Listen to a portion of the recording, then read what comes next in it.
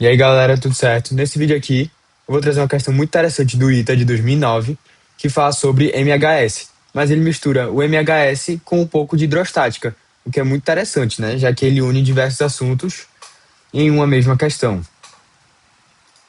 Bem, a questão é o seguinte: a gente tem um bloco de 81 kg de massa e 1 metro de lado, né? Um cubo de volume 1 metro cúbico, submerso na água, que a gente já sabe a densidade, né? 1.000 kg por metro cúbico. Não precisa nem mencionar, porque a maioria já conhece. Então, ele fala basicamente que o bloco é, é perturbado do seu estado inicial de repouso, né? De equilíbrio. Ele é deslocado levemente para baixo, e daí ele começa a oscilar dentro da água. E ele pede para a gente calcular a frequência angular, que é o ômega, né? A sua velocidade angular. E aí, como é que a gente faz isso? Certo? Simples. A gente vai iniciar analisando antes, né? O seu estado de equilíbrio, antes dele ser perturbado. Como é que estava o cubo nesse momento? Então, aqui a gente tem o copo d'água, né? O balde, tanto faz. E aqui a gente tem água e digamos que esse seja o bloco submerso. Ele tem um certo volume V0 submerso e uma área da seção transversal igual a A. Então, nesse estado de equilíbrio, a gente tem que o seu peso é igual ao seu empuxo. Logo, a sua massa vezes a gravidade é igual à massa do líquido deslocado vezes a gravidade. Então, a gente tem que mg é igual que a massa do líquido deslocado é basicamente a densidade da água vezes o V0 submerso, né? Por quê? Densidade é a massa sobre o volume, mas o volume submerso é V0. Então a gente tem somente a massa, nesse caso. É ρ V0 G. Esse ρL é o ρ do líquido, que no caso é o da água que ele dá no início. A gente vai resolver primeiro de forma literal para depois substituir com os valores. Certo? É bom guardar isso aqui, porque a gente vai precisar depois. Certo? Então bora analisar a perturbação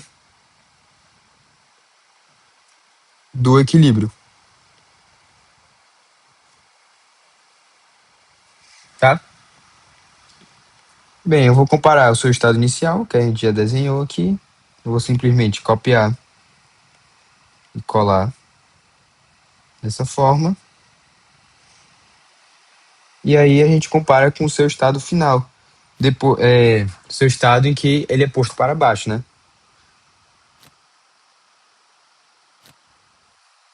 Tá. Então aqui a gente diz que o bloco foi puxado para baixo. Dá pra ver aqui que ele foi puxado para baixo.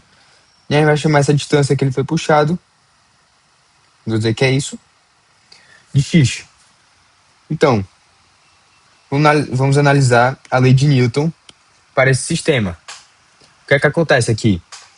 A gente tem que a sua massa mg menos o seu novo empuxo L' vai ser igual a massa vezes a aceleração desse sistema, a dado instante, né?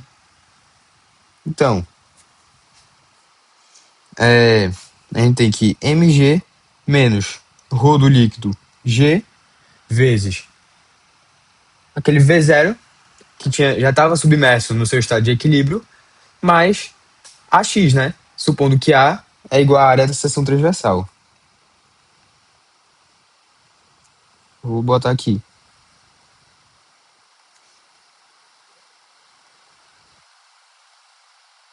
Então é um bloco que a sua face tem uma certa área A. Nesse caso vai ser 1 metro quadrado, né? Porque o lado é 1. Mas a gente vai escrever de forma literal primeiro, porque pode ser que alguns valores se cancelem. Então, aquele volume novo submerso vai ser igual a x, naturalmente, né? A base, que é A, vezes a altura submersa, que é x. Vai ser igual a MA. Isso é a massa do bloco, tá? Então, a gente pode fazer a distributiva.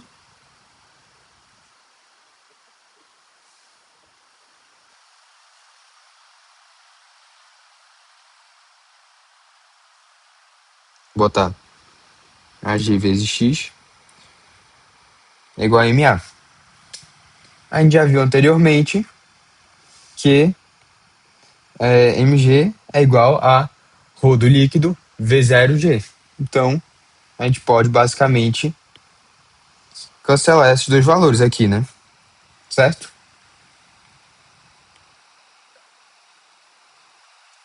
Aí, basta continuar. Então, a gente tem que ρ do líquido AG. Isso aqui é menos, tá? Eu botei mais sem querer, mas isso é menos. Cabe. Isso aqui é importante.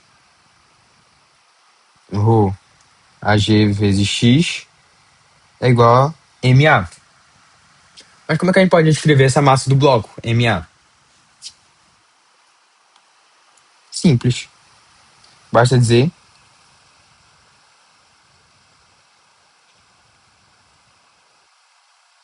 que isso aqui é igual ao ρ do bloco vezes o seu volume.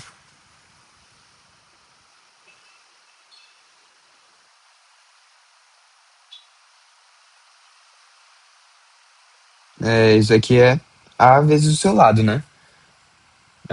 O volume dele, basicamente, porque o bloco tem área A e uma altura L. Nesse caso é igual, mas se fosse um bloco retangular, por exemplo, seria diferente. Certo? Isso aqui eu estou fazendo, escrevendo de modo mais generalizado, porque pode não ser um cubo também, né? Podia ser um bloco retangular. Mas nesse caso é um cubo. Mas enfim. A gente tem que A cancela de fato. Então a gente tem que. Vou dividir por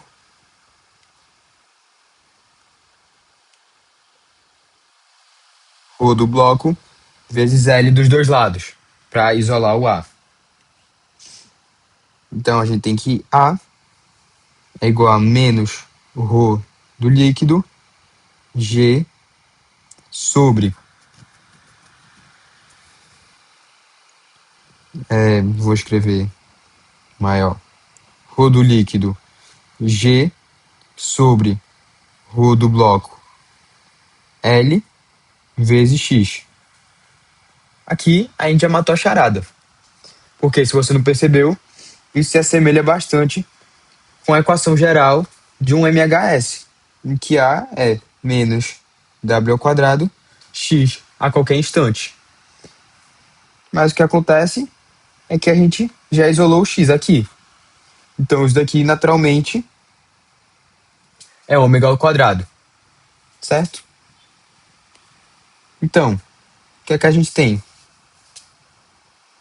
É sem o sinal de menos, obviamente.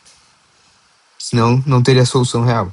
Então a gente tem que ômega é igual a raiz do ρ do líquido G sobre ρ do bloco vezes L. Tá? Aí aqui já ficou fácil, né? Aqui a gente só substitui com os valores dados no problema. Note que é só a partir desse instante que a gente precisa realmente dos dados do problema. Isso que é positivo em fazer tudo de forma literal, né? Note que a gente não usou nenhum número até agora. Aí não precisa ficar fazendo aproximação, não precisa ficar fazendo conta desnecessariamente, porque as coisas vão, às vezes, vão simplificando, vão anulando, e chega no fim, a gente pode simplesmente usar isso aqui, essa fórmula, né, que a gente fez. Então, substituindo os valores, a gente tem que ômega vai ser igual a raiz de ρ do líquido, que é 1.000 kg por metro cúbico, vezes 10, daqui é 10 a quarta, né? Raiz de 10 a quarta, sobre ρ do bloco. Ρ do bloco é 81 kg por metro cúbico, né?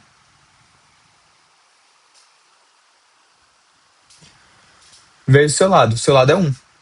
Então, o lado se refere ao lado da altura, né? Mas como nesse caso é um cubo, então todos os seus lados são iguais, então é simplesmente um, que eu não vou botar. Isso daqui vai ser 100 sobre 9 radianos por segundo, tá? E aqui a gente já tem a nossa resposta. Vai ser a letra A, certo? Espero que você tenha gostado e nos vemos na próxima.